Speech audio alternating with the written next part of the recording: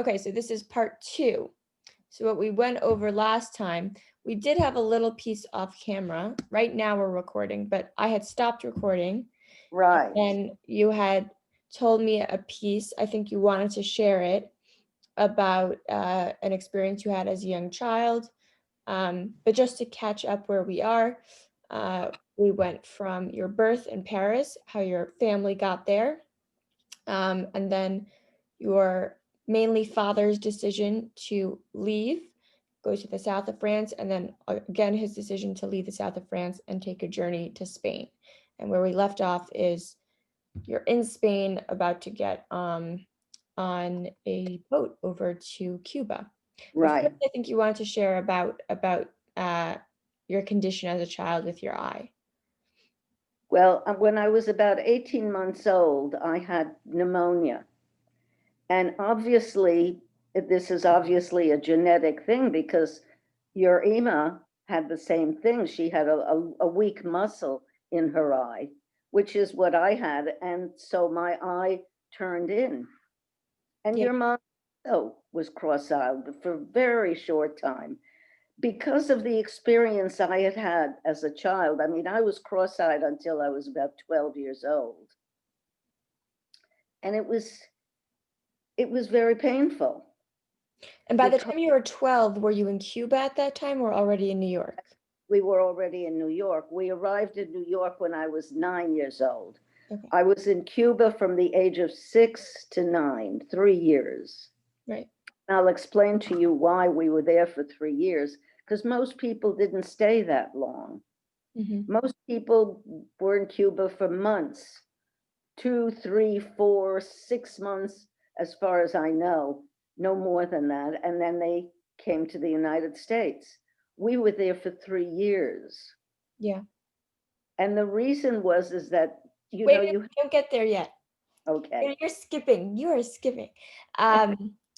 Wait, so you got your eye So I was, a natural position at the age of 12 in New York.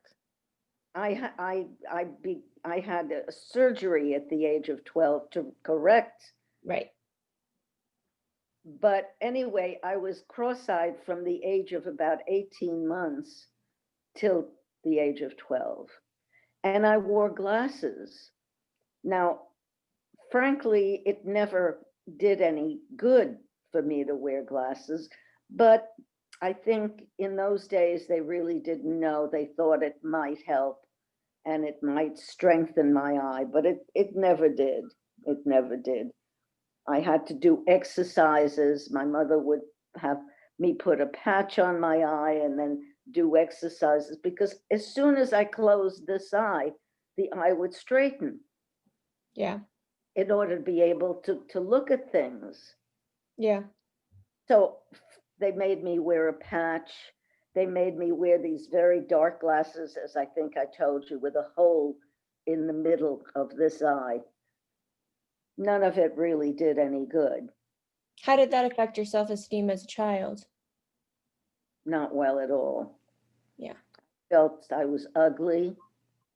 Uh, Kids used to make fun of me. I don't really remember any specific child, you know, but I do remember just feeling very, very unattractive and unloved. And to some extent, I think I assumed that I was unloved because I was cross-eyed Hmm. and because I wasn't pretty. Hmm. Did your mother ever give you any reassurance? No. Not that I remember. Not that I remember. It's funny because Greg was saying to me the other day that did I tell you the experience? This was way back. I guess I must have been maybe 4, 3, 4, 5. I don't even remember when it happened, but I had a very bad tummy ache. And it was in Paris. And my mother brought me into her bedroom and into her bed with her. And I was writhing in pain and I was rolling over her and she was like stiff, lying there in the bed and let me roll over her. I have no recollection of her holding me. I just remember her lying there and me rolling over her, writhing in pain. She was a very stiff person, she was a very sad person. You know, I know now that she was unhappy. She, I think, was unhappy in her marriage. And she was just, it was very strange because, you know, she had a twin. And I called her twin my mother number two. Hmm. What That was was the twin like? What was her personality like? just what I'm about to tell you. First of all, she was warm, she was loving, she was gay, she was fun loving. She was also what was then called a manic depressive. It's now being bipolar. And hello, you know someone else who's bipolar. Yes. So it runs in my family. Not only was my mother's twin sister bipolar, but my oldest cousin Bianca also was bipolar. And I do think that my cousin Henri, her son, is bipolar Yeah. because he has mood swings. And unfortunately, he takes it out on his daughter, who, you know, both Greg and I know very well. Her name is Nicole. Do you think that there was anything in your mother and your aunt's upbringing that resulted in such different dispositions?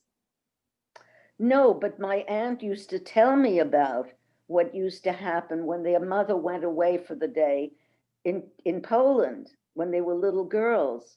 My mother would sit at the gate of their house waiting for her mother to come home, just sit there. And my aunt used to go about her business and do, you know, whatever she wanted to do. So they would already, there was a very distinct difference in their personalities. That's so I interesting. used to say that they were like two sides of a coin. My aunt being the gay, the happy, the outgoing, warm, loving person, and my mother very stiff and timid, very timid. When was the last time you saw your aunt? Well, my aunt came to New York several times. She came first right after the war with her son. They spent, I don't remember exactly how long, but I saw her then. And we used to go back to France every summer or every other summer And see them? after. So that's in a whole other story because Yeah. I reconnected with my family then. Yeah. And my cousin Henri, my mother's twin sister's son, who is still alive and is 90 years old and living in Paris, and I go visit him when I'm there. That's really one of the reasons I go, is to see him, because he was like a big brother to me.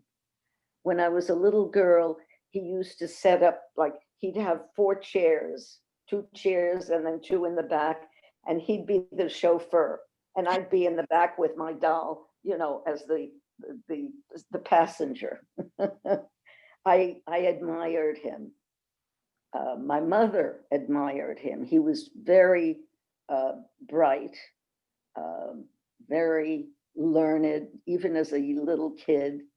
And I really felt that my mother liked him better than she liked me. Hmm. That's a really hard feeling to deal with. Always, you know, so he was on a pedestal, both with his mother, with my mother. You know, he was, so I felt, first of all, I wasn't a boy, Yeah. and I wasn't learned. I mean, he's 4.5 years older than me. So, you know, he was already in school and he read a lot and he was, anyway, it was a difficult relationship. I mean, I admired him so much. And actually, this is a little aside, but when I met Grandpa, when I met Don, I thought he was very much like my cousin Henri. Interesting. Hmm. Yeah. Also very learned, very bookish. Yes, he is. Or at least he likes to think that he is. We uh, won't go, not yet anyway. yeah. Um, okay, so you're in Spain. You spend maybe at most 48 hours there before you get Yes, on the ship. Do you right. remember getting on the ship, what it looked like, where you were on the ship? Well, the ship was docked, and I actually shared a bunk with another little girl. I didn't have my own bunk. So we slept, her head was on one side of the bunk and I was on the other. Our feet were touching. She was a little girl that my parents had met this family called the WWIIs. They were people that had come from, I don't remember if they came from Belgium or if they came from Holland. And Mhm. they had a daughter, her name was Edith, and she had long blonde hair with braids down her side. And it was a family of a mother, father, and the little girl, and two sets of grandparents. Wow. And I was in the cabin with Edith, that was her name, and I still know her. She lives in Seattle, Washington, and we keep in touch. Um, she, my parents met her parents in Nice in the south of France. And her father and my father went to Spain before we did to get the tickets for the ship. So he got tickets for himself, his wife, his daughter, and two sets of grandparents, his mother and father, and his wife's mother and father. And I was in a cabin with this little girl who I knew because we were friendly in Nice. And her mother was in the bunk above us, and her grandmother was in the bunk across the cabin. And I don't remember who was in the bunk above her, but I wasn't in the same cabin as my mother. Now, again, I think I felt very, very left out. My mother was in a different cabin. My father was in a different cabin. He was with other men in a cabin. My mother was with other women in a cabin. I don't even remember seeing my mother very much on the boat, on the ship. Anyway, when we were put to bed, Edith and I, while the boat was still docked. When we woke up the next morning, Put you we to were, bed. what? Who put you to bed? It must have been my mother. Yeah. But when we woke up the next morning, we were on the middle of the ocean. The ship had left the port, and I became seasick. Was that And the I first sat, time you were on a ship? Yeah. first time ever, and Yeah. it was moving. Oh yeah. Sat up in bed, and I threw up on Edith. Do you know that it wasn't until recently that I said to her, Edith, it's amazing that you're friendly with me because I threw up all over you. She says, I don't have any recollection of it. All What these was her years, reaction? what? What was her reaction at the time? She was surprised. Yeah. She was just surprised. She says, I have no recollection of it. And here all these years, I thought to myself, oh my God, I threw up all over her. Why does she still like me? Again, I was taking it in a totally negative way. Yeah. That's Totally negative. okay. So how long does it take? It takes a few weeks, right? The journey was, yes, it was quite a long time, and everybody was seasick, All the except time. I be most of the time. Okay. Very few people went to the dining room to eat a meal. My father and I were the only two people in the dining room very often, just the two of us. would be sitting there eating. And after that one experience of throwing up on Edith, I was fine from the all of the time. I enjoyed the trip. So you went to the dining hall with your father to have Yes. meals. Can you describe one of those meals if you remember? The thing I remember about the food on the ship was that it was a Spanish ship and they used a lot of oil. They fried things. And the food was something I had never experienced before. I don't remember the food itself, but I remember the smell of the oil. It was very smelly. Do you remember any conversations with your father? No, but I do remember that we were sort of, we felt like, oh, aren't we terrific? We're not seasick like everybody else. So there was a sense of camaraderie between us. We Yeah. used to go up on deck and walk on the deck and look out at the ocean.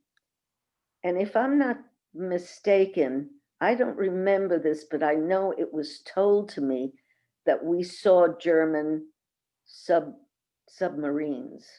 Really? But being on a Spanish ship, Spain was fascist. Spain had had a civil war in Hmm. the early 30s. Well, not so early, the mid 30s. And Franco was the dictator. He won the war in Spain. It's a well documented uh, civil war that happened in Spain. But the fact that we were on a Spanish ship made us safe from the German U-boats. That must have been in the very beginning of your trip because at a certain point, it's just too far from Right, Europe. right. Yeah. Off the coast of France and Spain. Right, right. Yeah. As we moved further towards Cuba and towards the Caribbean and towards the United States, of course, the U-boats, although if I'm not mistaken, off the coast of Long Island, I think they saw some U-boats during the war. Wow.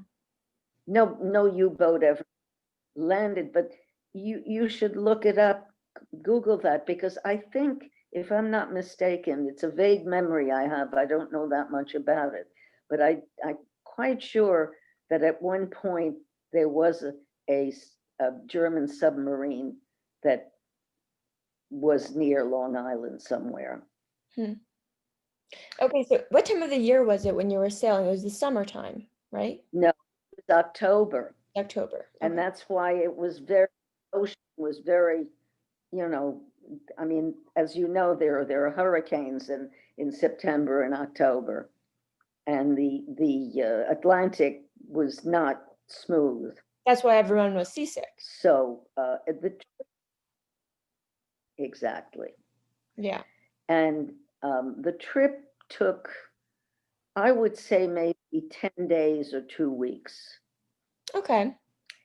And we arrived. Oh, before arriving in Cuba, we stopped at what I know now to have been Bermuda. Hmm. Now, Bermuda is very pretty. It has pink and blue and yellow houses, and the roofs are white. And I said to my father, how come there's snow on the roofs and it's nice and warm here? I thought it was snow on the roofs of these houses. How long did you stay there? We didn't. We just went into the port. I don't even think we went that we let anybody off. I don't know why we stopped in Bermuda, but I do have this memory of seeing these pretty little houses with the white roofs. Hmm. And then we went to Cuba, and when we arrived in Cuba, we were put into a sort of, I can't call it a concentration camp because it wasn't concentration camp, but it was like Ellis Island. In other words, we stayed in this camp several days before we were permitted out into Cuba, into So the when you got town. off the ship, what was the first thing that you saw? Did you see soldiers? What did No, you see? no, Cuba had nothing to do with the war, Right, but they had to organize whoever's coming off the ship into these camps. but I don't remember any soldiers. There were probably, customs officials, certainly. And at that point in time, I was with my parents. Um, and also, as I wanted to tell you, the fact that you couldn't come into the United States without having what they called a sponsor, a person that vouched for you, that said that God forbid you weren't able to get a job and be a citizen of the country and not be uh, um, what's the word I'm looking for? A drain? A drain on the country, that this person would vouch for you. And this man was a distant relative of ours, and his name was Simon Lieberman, or Simon Lieberman. We called him Simon Lieberman. And he was a member of the family. And he was also in the pearl business, like all the rest of my aunts and uncles. Actually, my uncles, my aunts didn't work. They were housewives. In those days, women, although my mother did work, my mother worked in the pearl business with her brothers. My aunt did too for a while, but then when my cousin Henri was born, she stopped working. But my mother continued working even after I was born, and I had a nanny. I had actually, Do you remember? I remember them very well. Can you One of the first one, her name was Yvonne, but I had another name for her. It's not funny, I don't remember what that name was. And then I had another when she was Swiss, and she left and went back to Switzerland because the war started, 1939. So I had another one, and her name was Marguerite. And she married a black man, but I mean black. He came from one of the islands here, either Guadeloupe or Martinique, but he was jet black. When you're talking about nannies, you mean in Cuba? No, I'm You mean talking in about Paris? Paris Oh wow. before I left. Okay. I was brought up by these Yeah. women. They were my house. They were housekeepers, Yeah. but they were really like governesses, if you want to call them that. Yeah. They took care of me while my mother went to work. So there was Marguerite, and then was there anybody else? Well, the Swiss lady, her name was Yvonne. Okay. Though just those two, I don't remember anyone else. Okay, so wait, you're in the middle of talking about Simon or Simone Lieberman. Right. So he was our sponsor, and he lived here in Manhattan, and he came down to Cuba to see us when we arrived. And I have How this far recollection. how long after your arrival did he come down? I think the day we got there, he was there So while you were in the in whole that holding camp, yes. And I have this recollection of a fence in the distance, and him on the other side of the fence, and me running up a kind of a walkway towards him. Hmm. And he was very caring and happy to see me. And he was a lovely man, a lovely man. And he had a wife, her name was Olive. He called her Lolly. Lolly, I'll never forget that. And they were both stone deaf.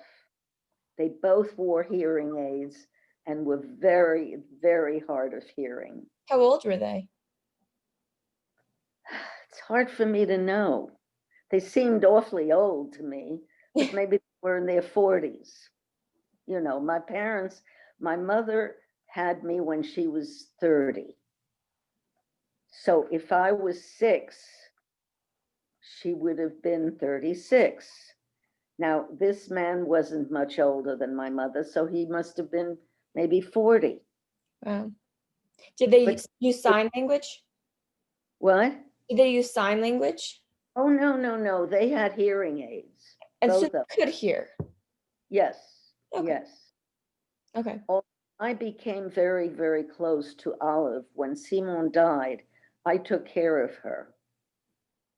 I'll tell you all about her. She was a charming, charming woman. I loved her very much. Hmm. And Greg knew her. I think Ema probably remembers her also, Olive Lieberman. So he came down with his wife, Lolly or Olive, to meet you guys in Cuba. What was the Right. point of that visit? Was it to make sure that they knew that he was your sponsor, or? Really know. I just know that he was there. I don't remember her being there, but I remember him very distinctly up at the end of that walkway and the fence. We couldn't really hug or anything because he was on the other side of the fence. We were in this, it was called, the name of the detention center, let's put it that way, was called Tiscornia. What does that mean? I have no idea, but I remember the name Tiscornia. Hmm. And it was like being in barracks. You know, there were big rooms with beds, and it wasn't just 2 levels, there were 3 levels. Wow. And we ate in these enormous rooms, it was very primitive, Were very you primitive. still with Edith and her family? I don't remember them being there. They've got to have been. Everybody had to be. Yeah. But I do remember we didn't stay in there very long, maybe a day or 2 or 3. That's all I do remember. And then we went into Havana. Hold on. What Into, were the bathrooms like in those camps? I have no Yeah. remembrance of it. No, Was this camp inland, or was it on the coast? I don't remember that either. Okay. And so by this time it's still October, November. Well, we left France I think in the middle of October. So maybe this is beginning of November. Okay. But it's not cold because it's No, Cuba. well, Cuba is in the Caribbean. Very It's nice, warm. warm, delicious. You know, when we left Cuba, I was 9 years old, and I remember saying to my mother, I'm going to miss the sunsets. Obviously, those sunsets in Cuba must have been very, very special, Yeah. that I have a memory of them. Yeah. Have you gone back there since? Yes, I went back once, and I found the, I know where we lived. We lived in a hotel called the Trocha. And unfortunately, the Trocha burned down. Mm. And the Cubans are very poor people. And so the hotel was never rebuilt, but the entrance to the hotel was still there.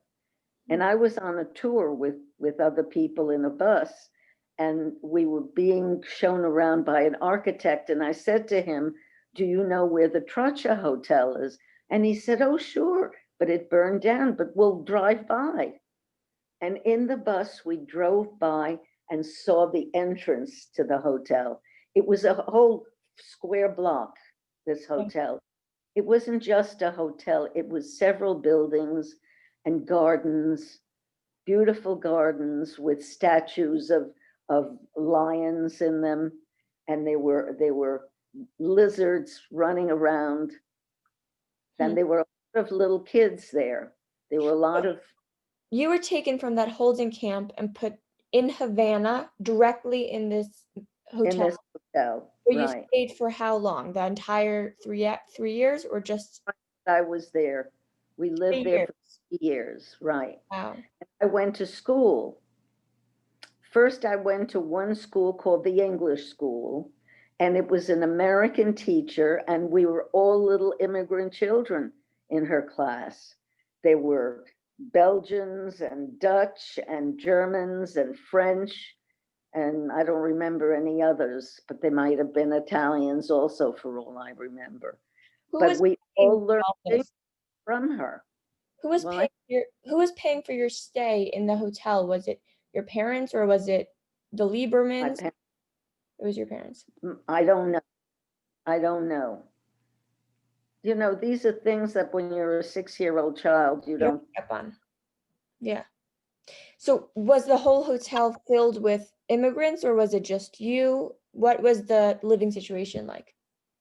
A lot of immigrant and a lot of young children that I played with. Oh, and my cousin was there too. There was another family who hadn't come on the same boat as we did. She, these were, she was a cousin, but not a first cousin. She was a second cousin. Her name was Denise, and her parents and her grandmother. And we all stayed in this hotel. But Denise and her parents and grandmother left to come to the United States much before we did. And I'll tell you why. I never found out until much, much later. It turns out that Simon Lieberman was a socialist. And in those days, the American government was so afraid of communism and thought that Simon Lieberman was a communist and that therefore we shouldn't be permitted into the United States. Oh, and another thing I forgot to tell you. My father didn't stay in Cuba the whole 3 years. My father left. He went back to England. When did he leave? How far into your stay? I don't think he was there more than a month or two before he left. I have no sense of time as far as how long it was, but he was gone for about a year and a half in England, fighting for the Free French Army. Did he talk to you about it before he left? No, no. What I have, and I'll show it to you, I have, and this was something Greg made for me. Let's see if I can reach it. Oh, I can't. I can't reach it. I have the insignia that he had on his uniform in France, and Greg put it into a little frame for me. That's great. Yeah, but I can't reach it. I'm not tall enough to reach it. I'll get it for you next time we talk. I'll make sure to have it. Yeah. So anyway, he was there for about a year and a half or two. I'm not even sure how long he was gone. My father was always gone somewhere. He didn't really stick around too much. Hmm. He was an absentee father. Yeah. And when he was there, he would have, angry fits, and he would overnight he would say, I have to leave. When we first got to the United States, he went to Belgium to try working with somebody in the eyeglass business. I remember that didn't work out, so he came back to New York, and then he went to Seattle. The WWIIs, who we had traveled with, he had a diamond business in Seattle, so my father went to Seattle and tried to go into the business with Arthur Lagawere. That didn't work out, so he came back to New York. And then he went into business with my mother and her brother. Her youngest brother was here in New York. It sounds like she was the breadwinner. She was, I think, for quite some time, yes. That's very And she unconventional. brought my father very, Very unconventional very for the time. what? Unconventional. At the time, yes. Yes. Hmm. But he eventually went into business with my mother and her brother. And what he did is he would go to Japan to buy the pearls. Hmm. So he was gone 8 months of the year. Yeah. And So as I said, never stuck around long. Explain to me a typical day in the life of your first year in Cuba. Did you go to school? Who did you play with? What was life like? There were children in the hotel, all little immigrant children. We played in the gardens. We had the run of the gardens. It was really quite nice. There were little fountains in this garden with little fishies in the fountains. There were these statues of lions that we used to climb on and, play, act. We tried to catch lizards. There were these lovely little green lizards running around on the ground. It was really an ideal time. It was warm. I loved my school. I remember enjoying learning both Spanish and English. I learned both languages at the same time. Then the English school closed for some reason, and I went to a different school, and that was called the Cathedral School. And that school was religious, Christian. Christian, absolutely. And so in the beginning of the day, we had, um, we went to church. We went to, there was I guess a mass. I don't remember that I stayed for the full day there. I think I stayed only in the morning when the English was taught. And then in the afternoon, I would take a siesta with my mother. Hmm. It was a very nice time for me with her because my father wasn't there. And we would, after lunch, we would always have it was hot during the middle of the day. So we went to our room and we lay down on our bed and she would read to me. What would And she she read to me these French fairy tales, very, very, and she would, with her fingers, she would go along so that I would follow. And I learned to read in French that do you way. remember any of the specific fairy tales? Yes, one was called The Story of a Donkey. Hmm. Then there was another story called Les Petites Filles Modèles, little model girls. Those are the two I remember. The one, Histoire d'un âne, story of a donkey.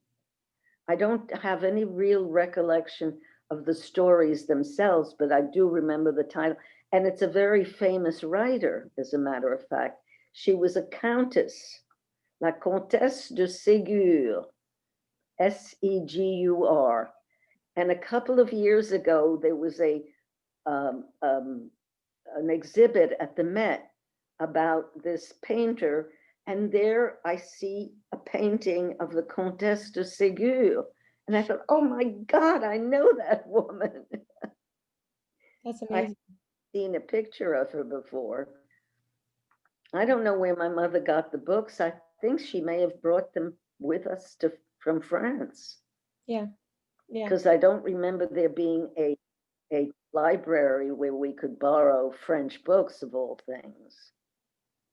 Did you ever And that's what she travel read to anywhere? me in French.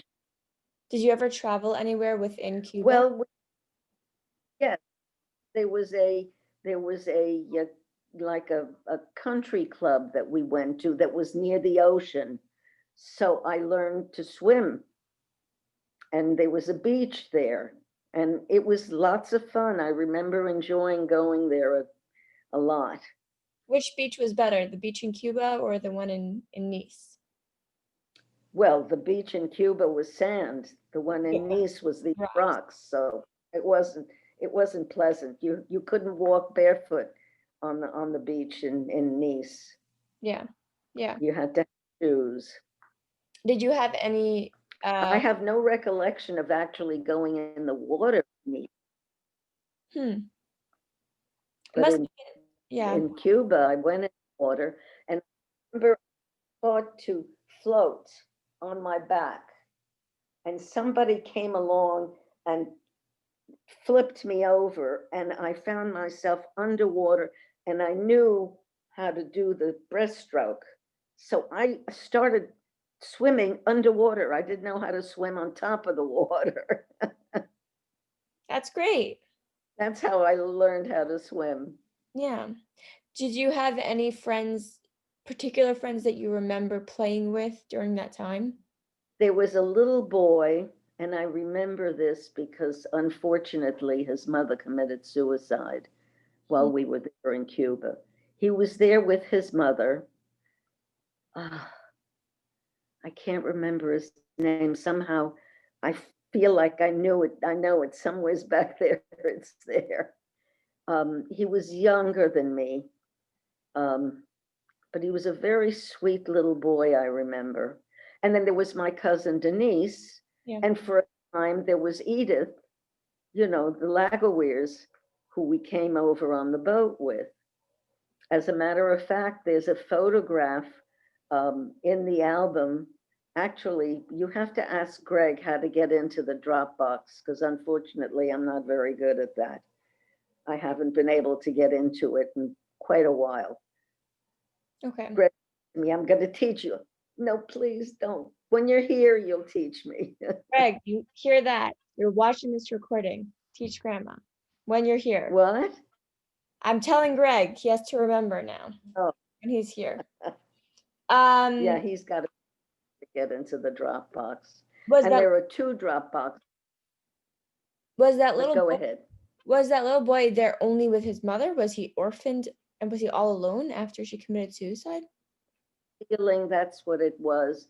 And for some reason, she was depressed, and she went out into the water and just drowned herself. Oh my gosh. And I don't remember what happened, but I do remember it was a very upsetting thing to know that this woman had killed herself. How did you find out? Well, they lived in the hotel with us. It We was, all lived it was there. spoken about openly. I guess. I don't remember. Again, I don't remember, and I don't remember what happened to that little boy. If he had other relatives living there, I didn't really know. Was he French or of a different nationality? No, I have the feeling they were German or Dutch or Belgian. Hmm. That's really upsetting. Yeah, yeah. And the fact that she was so distraught, maybe her husband had been killed already during the war, during the beginning of the war. But she was there without, I don't remember a husband. That's really hard. Yeah. Are Or there maybe, I don't remember. yeah. Are there any other specific incidents or moments or scenes in Cuba that you remember that stick out in your memory? Well, yes, um, my mother used to leave me alone at night, put me to bed, and then she'd go downstairs to the hotel lobby and spend time with adults. And one night, I was afraid of the dark. Let me start there. So she would leave a light on in the room. But one night, a bird must have gotten into our bedroom, and he was flipping around on the ceiling, and I was absolutely petrified. I couldn't go to sleep. I was up until she came back into the room. I was afraid of the dark. I was afraid there was somebody under the bed. I was afraid. I was afraid. I was just very frightened. Hmm. And I wish she hadn't left me alone. Yeah. There was nobody else in the room, nobody across the hall. No, No. no, I don't remember anybody across the hall. And you were very young. Well, I was very, You were very young to be left alone like that in I a was 6. yeah. Yeah, that's upsetting. Um I'm sure she said to me, I'm just in the lobby, I'm not going out of the hotel, I'll be right here. But still, I was alone in the room. Do you, what happened from the time, so you went from the English school to the cathedral school. School, and then I went to a third school. It was a very fancy school. It was a private school, and all the girls wore these pink uniforms. And again, there I went only in the morning when English was being taught What was taught in the afternoons? in Spanish. Oh, okay. I don't know, they learned social studies or whatever. Yeah. But these little girls went all day long, and I know I just went in the morning and then had lunch with my mother and had siesta time. And then in the afternoon, I would play in the garden with other children. So how much time do you think passed between your time in the English school to your time in the cathedral school to the time in this new school? Maybe a year in each, because we were there for 3 years and I went to 3 schools. So I'm just assuming. By Yeah. the way, there were other people living in the hotel. There were two women that I became quite friendly with. One woman, her name was Matilda Medinas. She was Cuban, and she had a little dog, and the dog's name was Happy. And I loved dogs. I just adored dogs. What So kind of dog? it was a little mutt. I don't remember anything more about it than the fact that it was small, it yapped a lot, and it was her name, I think it was a female dog. Her name was Happy. Now, Matilda used to take me with her to church, to Catholic church. And at one point, I said to my mother, Matilda would like to be my godmother, and she wants me to be baptized into the Catholic Church. And I said to my mother, I want to be baptized. Again, my mother was not a warm, fuzzy lady. And here I had this friend who she brought me into her room, and I'd play with her dog and I'd walk her dog with her. And she had all these necklaces that were hanging on a mirror, I remember. And she was, very nice and friendly towards me. So I wanted a godmother. And as a matter of fact, another recollection. See, all these things are coming back to me. After I spoke to you last week, I kept thinking about all these things. And I realized, oh, I must tell her this and I must tell her that.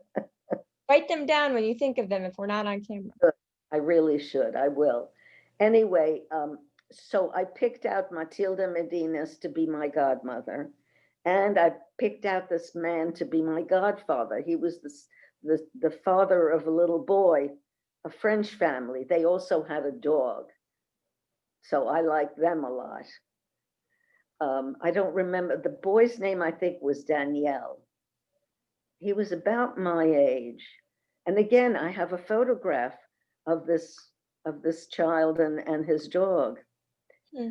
Anyway, so my mother said to me, well, if you want to be baptized, I have to ask Papa.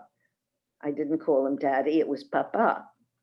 So she said, I'm going to write to him. There was no email or telephoning or anything like that. It was long distance writing letters. So she said she would write to Papa and ask how he thought about it. Because in those days, the Germans were winning. And I have a friend who spent the war years in France, and both she and her parents were baptized in the hope of that saving them from sent to concentration camps and eliminated. Anyway, she never got back to me, and I never asked again, I must say. I asked that one time and was waiting for an answer and never got one.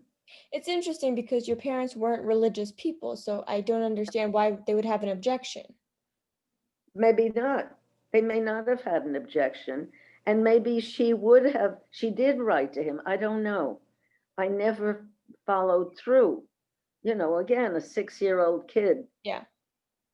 She took me to church. I loved the pomp and the music and the statues and all that. It was It's and a it community. It's a community feel. exactly. Yes. Yes. But I didn't ask again. Then there was another woman. Her name was Louisa Lamar. She was very beautiful, and she didn't have a dog. She didn't have any animals, but I liked her also very much. There She was was in some, the hotel. hmm? She was in the hotel. She lived in the hotel as well. Do you So remember what nationality she was? they were both Cuban, They were both both Cuban. Hilda and Louisa were both Cuban women who lived in the hotel. They were single women and they lived in the hotel. But there weren't that many other Cubans who lived in the hotel. They were mainly immigrants. Yeah. Yeah. But those two, How old was Louisa and Matilda? Matilda had a son, so she must have been at no, least. she had a son. She had a dog. Oh, wait, then where was the? Why do I think there was a son? The woman But who the man. committed suicide. No, no, no. Prior to Oh, that. Oh, and the man that I wanted to be my godfather. Godfather. The God. He had a son He had a. and his wife and a dog. Oh, so Yeah, Matilda they and were they weren't were related. immigrants. So just What's that? two random people wanted to be your godparents. Matilda and this other man. Louisa, right. It wasn't that he wanted to be my godfather. I They picked him wanted out it. to be my godfather. Okay. If I was going to get baptized, I had chosen Matilda was going to be my godmother and he was going to be my godfather. I don't even know if I ever asked his permission to make him my godfather. He doesn't even know this. He may not have known it. Absolutely. Absolutely. But also, I have a very other interesting, distinctive memory. There was a gardener working in the hotel in the garden. And one day he asked me, do you like Pétain or do you like de Gaulle? Now, I don't know if you've ever heard the name Pétain.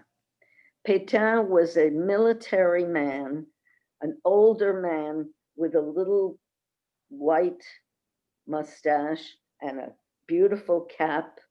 And he was the head of the Vichy government in France. And when I went to school in Nice, when I went to kindergarten, they gave all the children a picture of Pétain, and I put it up on my wall in my bedroom. And he was our president. And everybody said, oh, Pétain is, it's like the president of the United States. This is the president of France. Mhm. So to me, Pétain was a good guy. I didn't know about Vichy France as against, you know, unoccupied France. I just knew he was told to me he was the head of the government.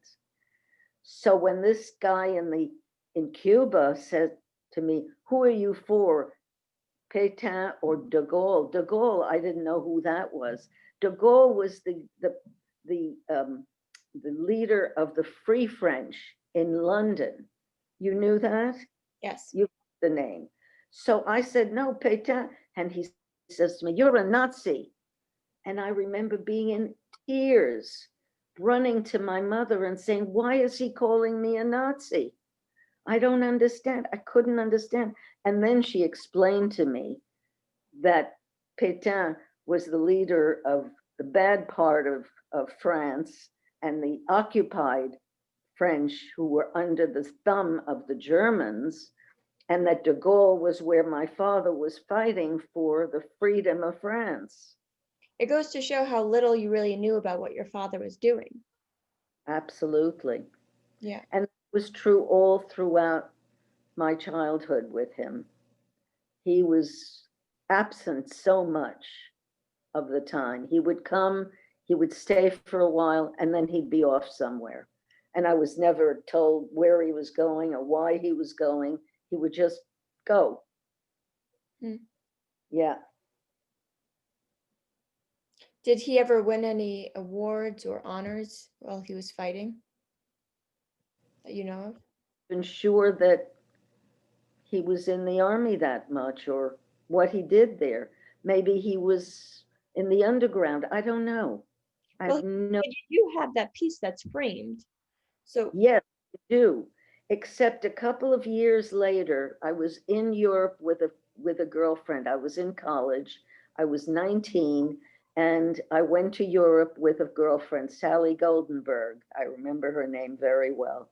We traveled in France, we traveled in Italy, and in England also. And there was a friend of my father's in England, a Mr. Goodford, who took me out for lunch.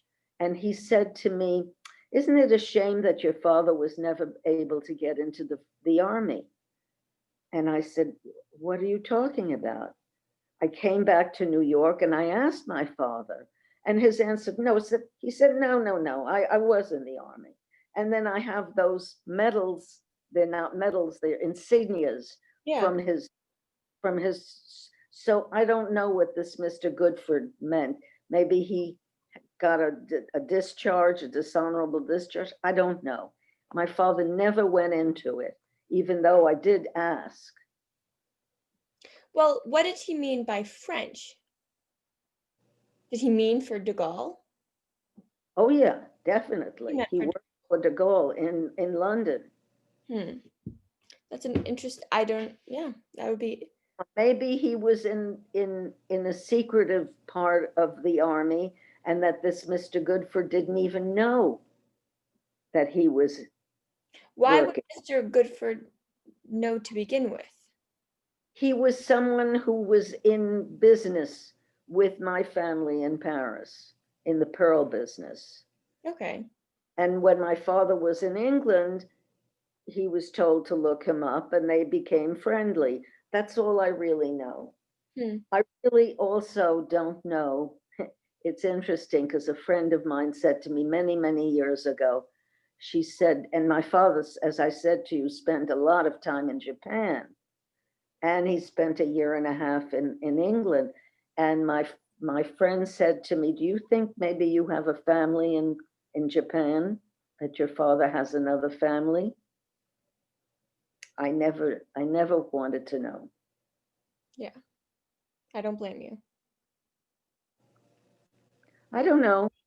I mean, it would be interesting to know that there's a little Arnold running around Japan.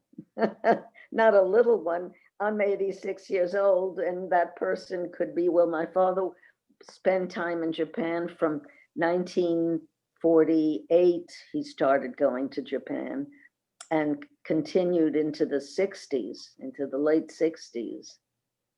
So it could be someone my father's age. That's correct. Yeah. That's correct.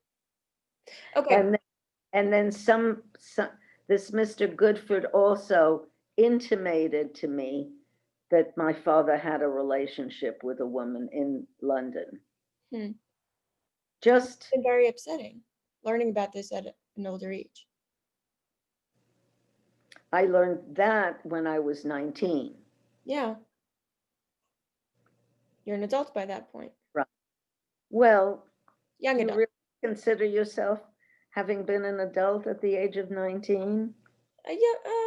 Yeah, anything over the age of, I think anything between the ages of 18 to 25 makes you a young adult, and anything Are you, over. yeah. But I think you in this day and age are much more mature at 19 or 20, which you are now. I would argue and disagree with you. Really? Yes, I would disagree with you. I think that you probably, I mean, by the age of 6, you had more life experience under your belt than I did. Well, The age of life 18. experience, but it wasn't experience that I was really knowledgeable about it. It happened to me. Okay. I I agree that individuals by and large, During me, sorry, I don't see that as having matured me. Because you're when I came to finding the States, maturation as knowledge. I think that, yes, of course, because of the age in which we live today, because of technology, 19-year-olds are definitely more right, knowledgeable by the age of right, 18 than people were many years ago. But I don't think that that's true on a character level. maybe. I mean, I have had experiences, my eyes, for example, and the traveling and having been to different schools and having experienced people from all over, from Germany, from Belgium, from Netherlands, having had the experience living in Cuba, traveling. That is true. But I never saw it that way, but you're pointing it Well, out. we're documenting it. So if it's worth documenting, is it not? Right. I don't know. I don't think that many people have something that's really worth documenting that happened to them before the age of, 7. So, um, I don't know. Um, I want to cut it off here because it's getting long.